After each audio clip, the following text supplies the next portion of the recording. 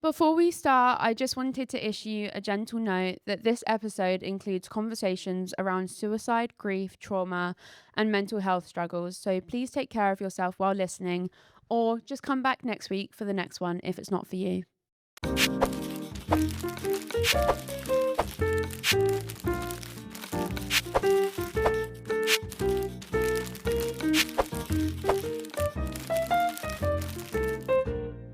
What I've learned is also, like you said, it should be this progressive thing where you're doing it before it gets to that point Yeah. of no return. And I think that's exactly the example where if Sam had resources or understood that mental health wasn't something that he should be ashamed of, Yeah.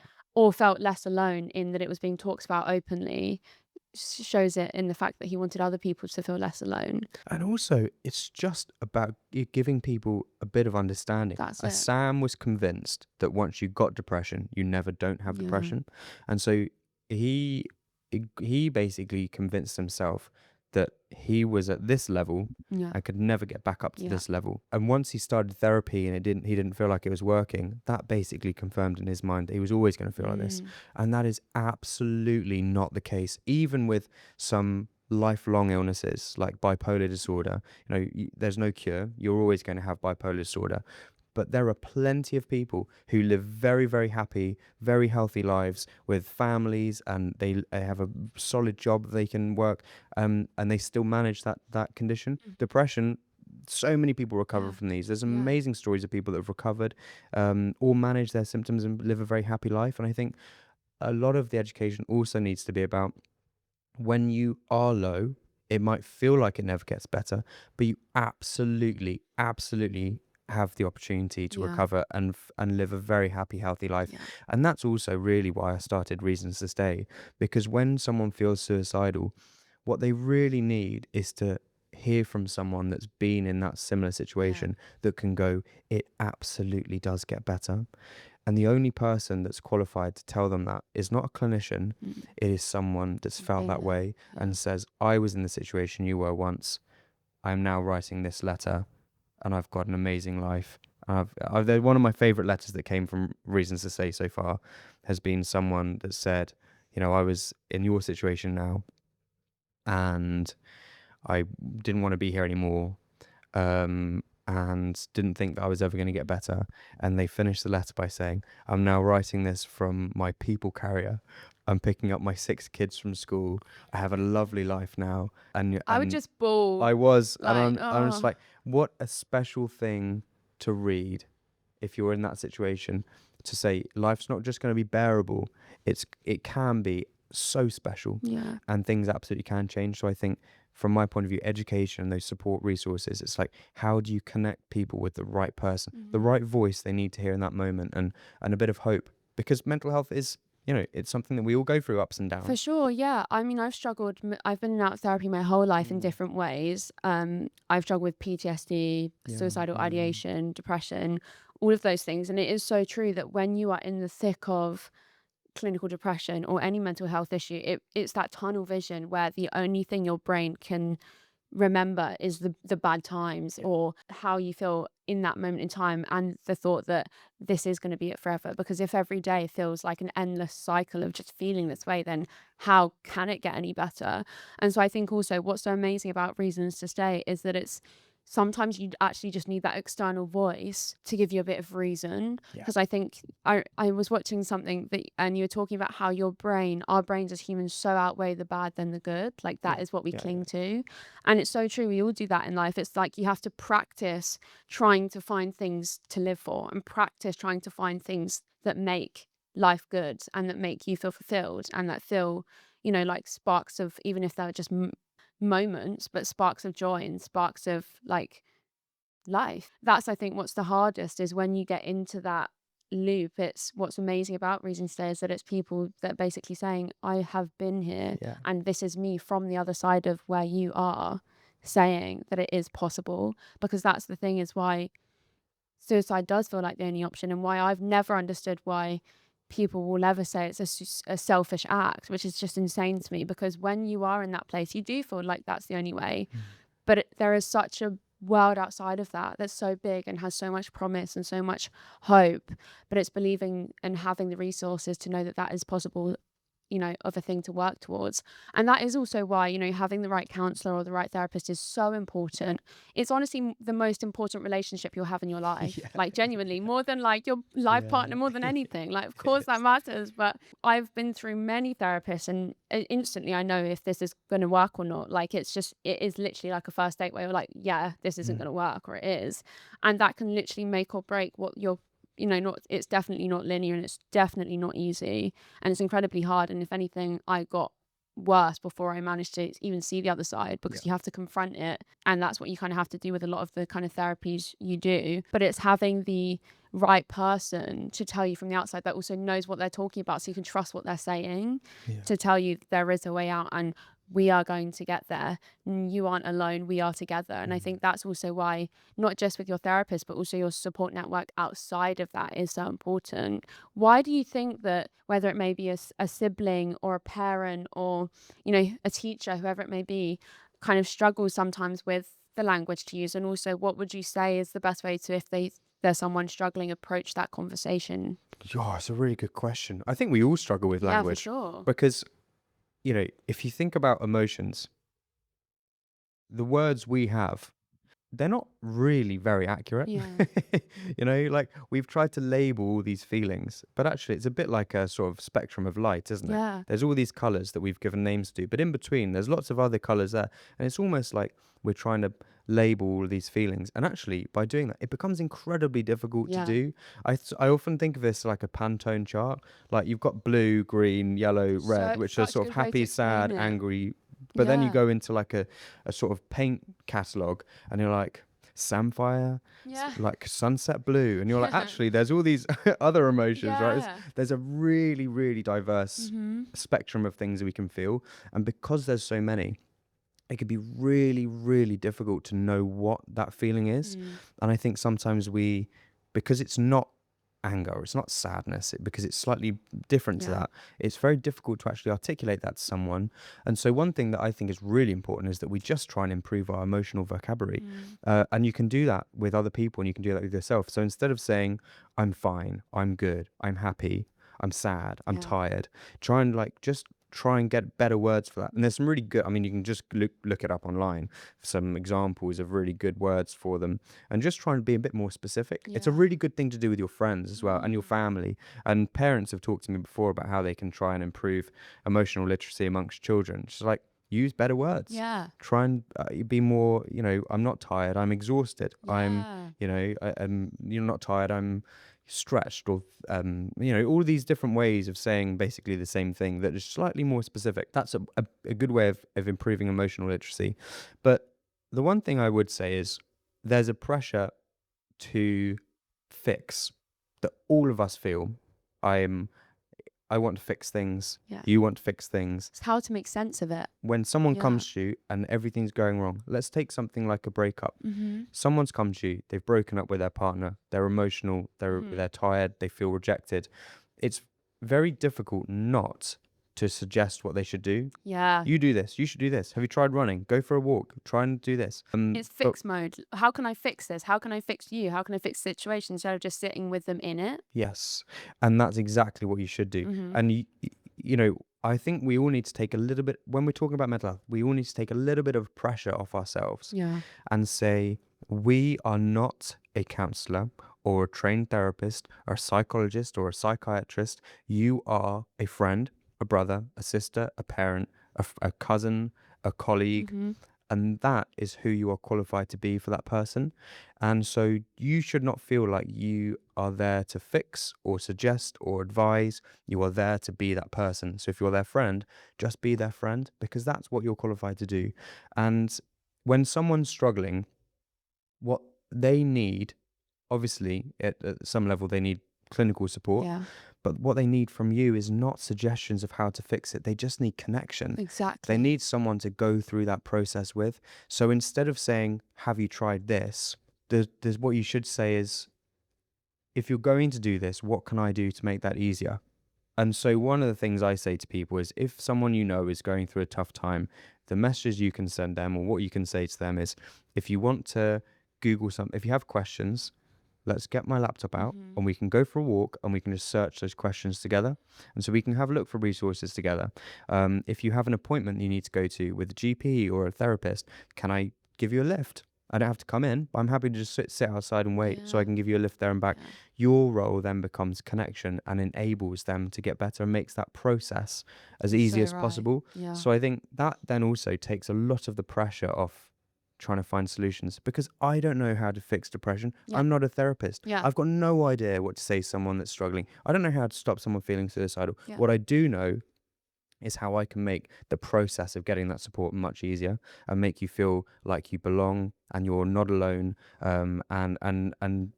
We can stop those barriers that make it difficult for that person. Yeah. So that's why I'd say to people, to take the pressure off yourself. You're not there to provide clinical support. You're so There are right. clinicians that do that. Yeah. Your job is to be the friend, the mum, the dad, the Just cousin, show the up, colleague. literally. Yeah. Yeah. And just be the connector to those things. And if you can do that, then it takes a lot of pressure off yourself. You're so right. And it also helps the other person so much more Yeah. because it's quite invalidating for someone to come in and say, "Oh, have you tried going for a walk? Or have you tried doing this?" Or if it's a breakup, "Oh, I always knew they were It awful," really right? Like is. Yeah. you're there.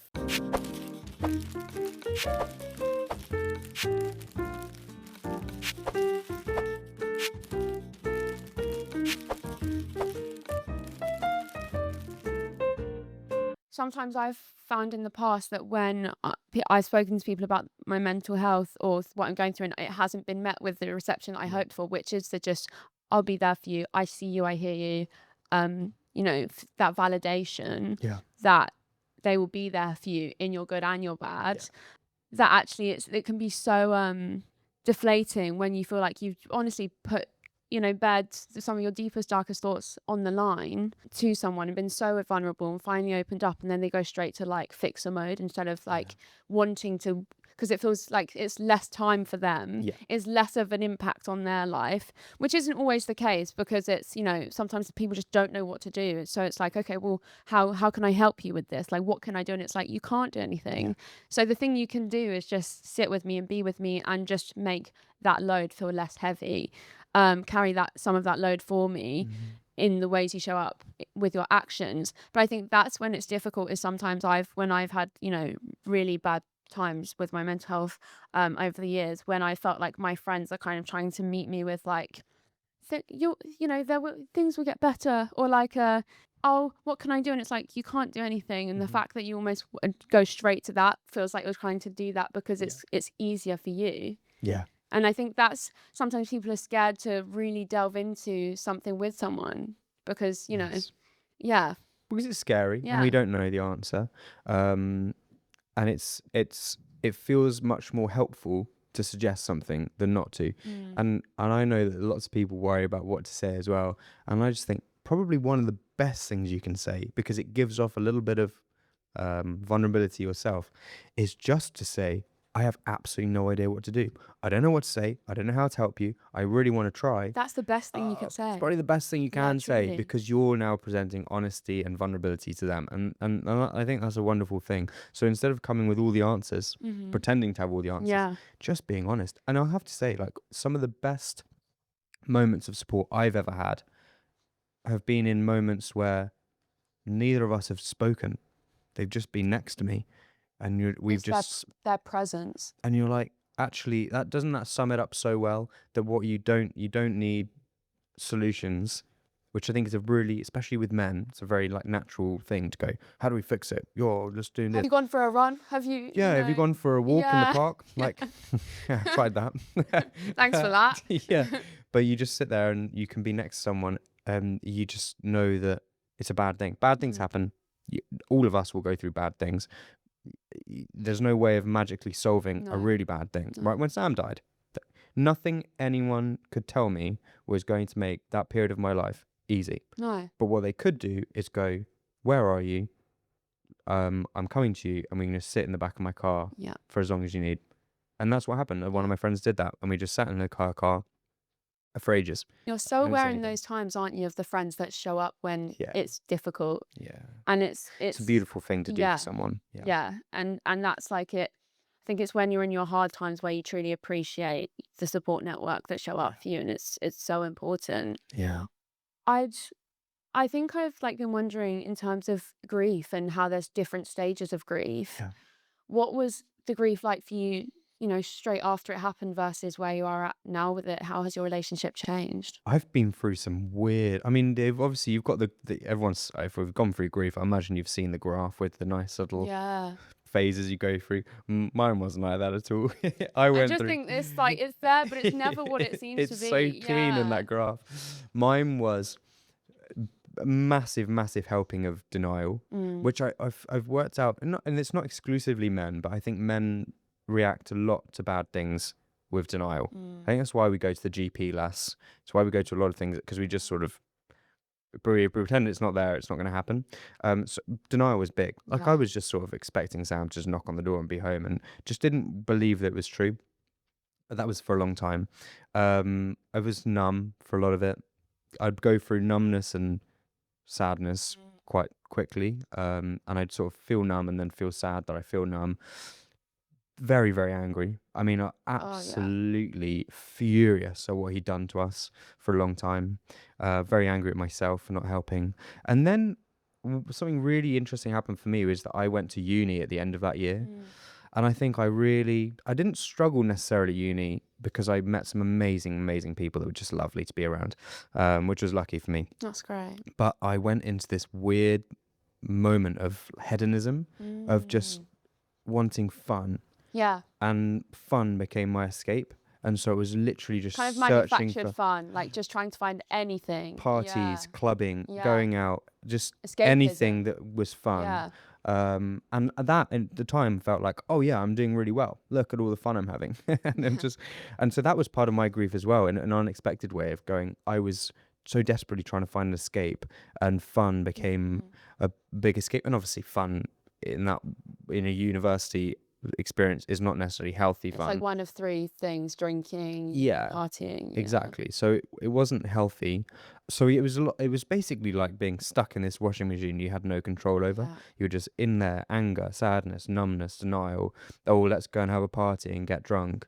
And it was just very overwhelming. The guilt was horrific, and I don't really. I mean, it would be wrong for me to sit here and say that's all over because there's still grief. Like I still feel a huge There's amount of no grief. timeline to it. No, and I No. think first people used to say to me, "Oh, it gets better with time." Literally the worst thing you could It say. does. I found a really good way of describing grief for me is it's like a bonfire, like a fire. Mm. And when it first happens, you're standing right next to it. And so that intensity is just so huge. You cannot escape the feeling of that intense heat that Yeah. comes out of it.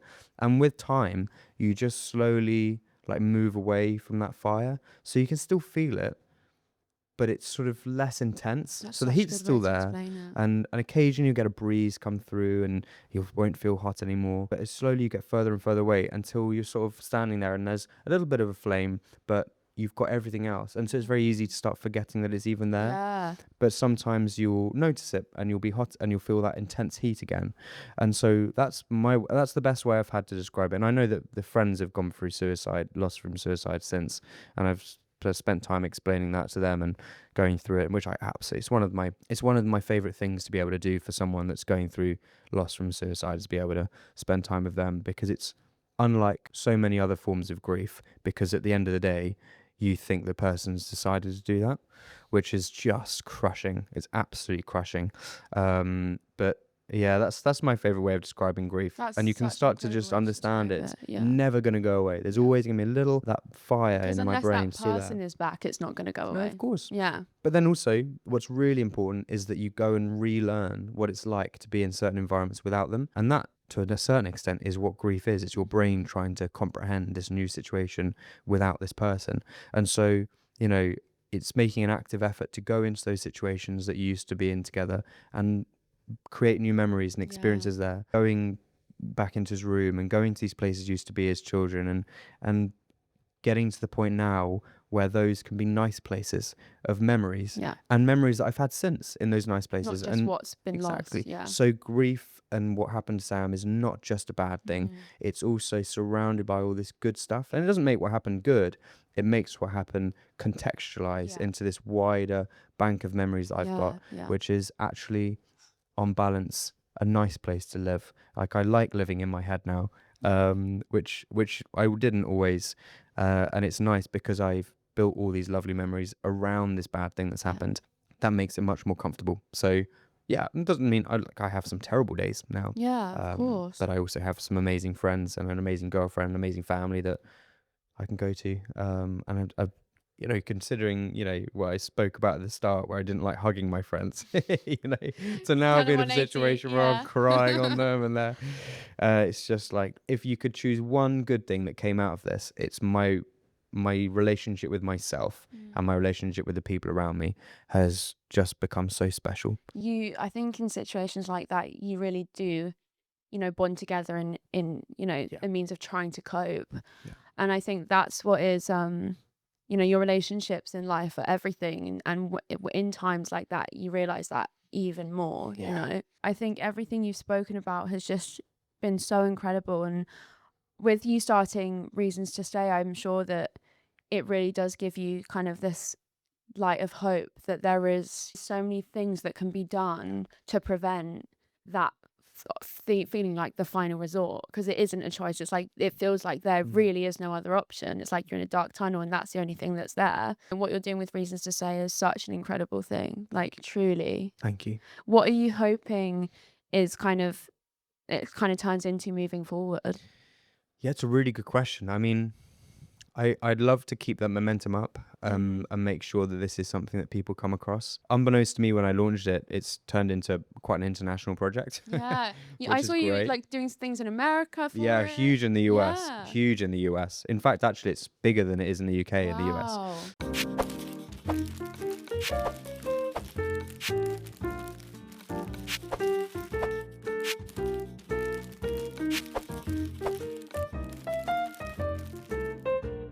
It is equally as special.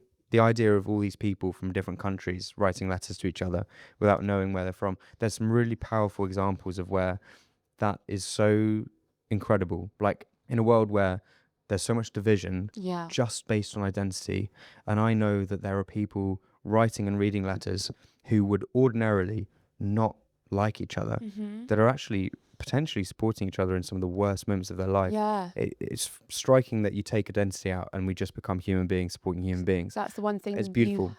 that's the one thing that as humans we can actually connect on, Yes. when everything can be so divisive and so political and so this, so that. That is the one thing where we're all the same. Yeah. There's so much that makes us similar across boundaries, across religions, across whatever you want. I think that's been very special. For me, though, it's about, let's keep going with that impact. Let's make sure that people from wherever they are in the world, if they ever feel suicidal, they know that this is the place they can come, and then this is a place that can then enable them to go and get support. So it's really thinking about where this fits in that journey, where those letters come from. And I think the big push for me as well is I just think it's so special that people write these letters. So it's like, how do you just get more and more What has it and more taught you people? about people? Is it just that, there are good people out there?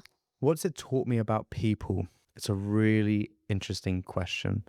It's taught me that we all tend to have a similar understanding of life, in that when you read through the letters, almost all of them, because it's this really interesting experiment where we've asked 75,000 people what would you say to someone that's thinking about dying, and almost everyone that responds says, value the people around you and spend more time with the people you love, spend more time outdoors in nature and value nature, and learn to value yourself and what makes you unique, and stop trying to conform to what other people think you should be, and actually just love what makes you different from people. And actually, it's really interesting when you look at them, because you're like, at the end of the day, that is what makes life special. Yeah. The outdoors, friends and family, Literally. and what makes you unique. That is the meaning, I guess, in when It is. everything doesn't make sense, those are the core things. Yeah. And so at the very basic, what we all agree on Yeah. in terms of these letters is that those are the three things that matter. So actually, it's a good lesson for all of us. Spend more time with the people you love. Yeah. Spend more time outdoors, Sounds and so love what makes simple, you but unique. it's not, because those can be actually your lifelines in life. Yes. You know, those can be your constants that keep you, feeling like this, making sense of everything going Yeah. on externally. Yeah. Lastly, I just wanted to ask, with everything you're doing and with keeping Sam very much alive in so many different ways, what part do you feel like, lives most strongly in you from Sam? Oh, definitely not his creativity. His sense of social justice Mm, and his love of people. Sam was the most empathetic person I've ever met because he would absorb the emotions of people around him and he felt yeah. them so deeply. And if I can be anyone in my life, I want to be someone that deeply cares about strangers as much as Sam did. He went through such a bad time, and I just think the fact that he went around school putting up these posters trying to help when he had no expectation to do that shows that how much he cared about other people in the worst moment of his life. Yeah, if I could be someone that people go, yeah, he really cares about what he does, and he cares about those people. That would be very special. Because as much as we are different from each other, as strangers, we are just the same. Mm, And I think there's something incredibly special about the human race, where in crisis and disaster and in catastrophe, there are so many examples of where people who don't know each other just run towards them. yeah. Sam would have been the person running towards them. He would have absolutely given up a lot to make sure that someone else had a better life than he did.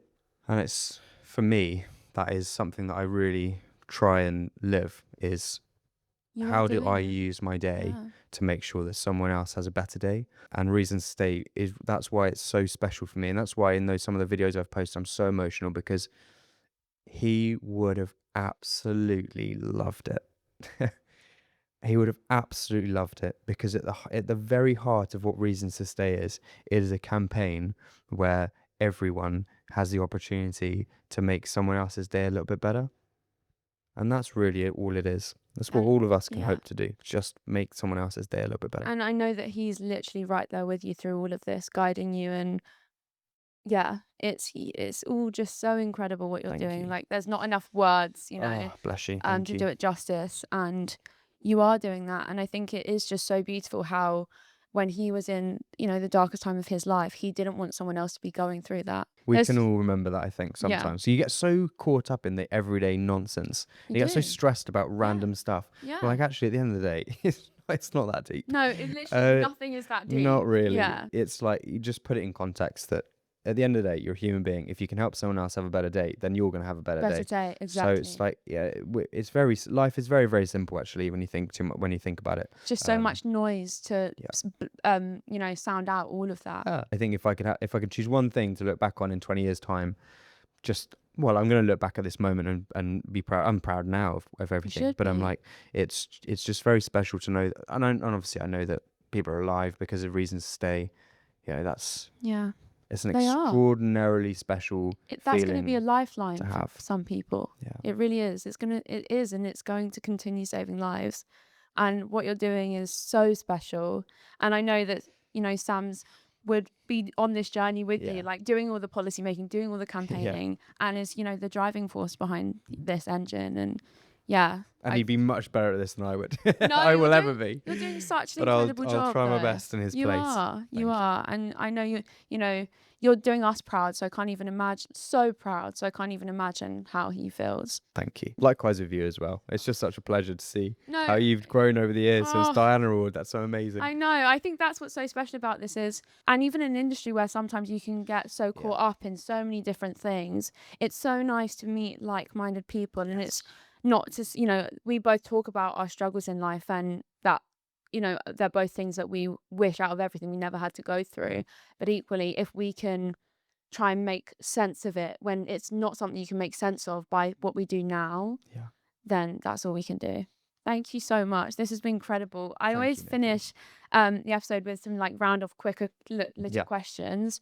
Um, but yeah, you've been honestly probably like my favorite guest so Oh, far. bless Like you. truly, That's very it's been kind. I know that our Thank you. listeners will get so much out of this.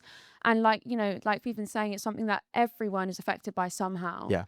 Whether it's from just a simple bad day or it's, you know, the other end of the spectrum. And so everything you're talking about is more important than it's ever been. Thank you. And what a pleasure to be the first man, by the way. I know That's so, exactly. what an honor. We could not have had a better man on. Truly, Yes, come on. truly. You're the only person I wanted. Thank you. You're the only person that made the cut. Okay, right. What is your comfort film? Comfort film. Oh, that's such a good question. Lion. Lion is such Amazing a good film. Great film. Such a good First choice. film I ever cried at as well. Really? Yeah.